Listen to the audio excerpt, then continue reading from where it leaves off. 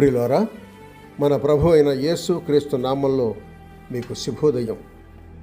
ఆయనను గూర్చి అనుదిన ఆత్మీయ ఆహారం, మే 7 గురువారం.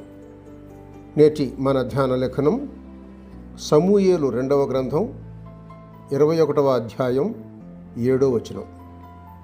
తానును సౌలు కుమారుడగు యోనాతానును యెహోవా నామమును బట్టి ప్రమాణము చేసి ఉన్న హేతువు చేత రాజు సౌలు కుమారుడగు యోనాతానునకు పుట్టిన మెఫీబోషెతును అప్పగింపలేదు.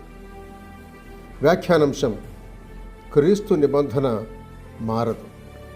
వ్యాఖ్యానాంశం: క్రీస్తు నిబంధన మారదు. వ్యాఖ్యానం: జరిగిన అక్రమాన్ని బట్టి సౌలు కుటుంబీకుల్లో 7 మరణశిక్ష నొందాలి, లేదా దేశం సుభిక్షంగా ఉండదు. ఎడతెగని విధంగా 3 సంవత్సరాలు వారిని బాధించిన క్షామం పోదు. న్యాయంగా చూస్తే ఈ సందర్భంలో యోనాతాను సంతానమై సౌలు కుటుంబానికి సంబంధించిన ఈ బీద కుంటివాడైన మెఫీబోషెతు మరణానికి పోయి తీరాలి. అయితే ఆగండి, అతని తండ్రికి దావీదుకు మధ్య ఒక ప్రేమ నిబంధన జరగలేదా? కాబట్టి దావీదు తన నిబంధన కట్టు విడిచిపెట్టి ఎలా దానిని రద్దు చేసి మెఫీబోషెతును అప్పగించగలడు?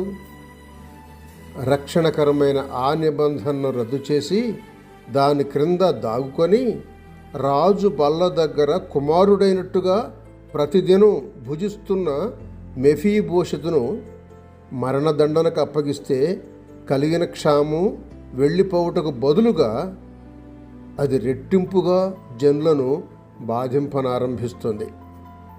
ఇది కూడదు. కనుక నిబంధన క్రిందనున్న సౌలు సంబంధి అయిన మెఫీబోషెతు చావక బ్రతికాడు. ప్రియుడా, క్రీస్తును గైకొన్నావా? అయితే సరి, నిబంధన క్రిందనే ఉన్నావు గనుక ఎంత జరిగినా నీ రక్షణ పోదు. నిత్య జీవం నీకు ఖాయమైంది. కాబట్టి ఇప్పుడు క్రీస్తు యేసునందున్న వారికి ఏ శిక్షా విధియు లేదని రోమీయులకు రాసిన పత్రిక 8వ అధ్యాయం 1వ వచనం చెబుతోంది. క్రీస్తు తన నిబంధనను మార్చి నిన్ను నరకంలో దండించలేడు. నేను వాటికి నిత్య జీవం ఇచ్చుచున్నాను కనుక అవి ఎన్నటికీ నశింపవు, ఎవడనూ వాటిని నా చేతిలో నుండి అపహరింపడు అని యోహాను సువార్త 10వ అధ్యాయం 28వ వచనం ప్రకటిస్తోంది. సహోదరుడు సైలస్ ఫాక్స్. శుభములతో వందనాలు.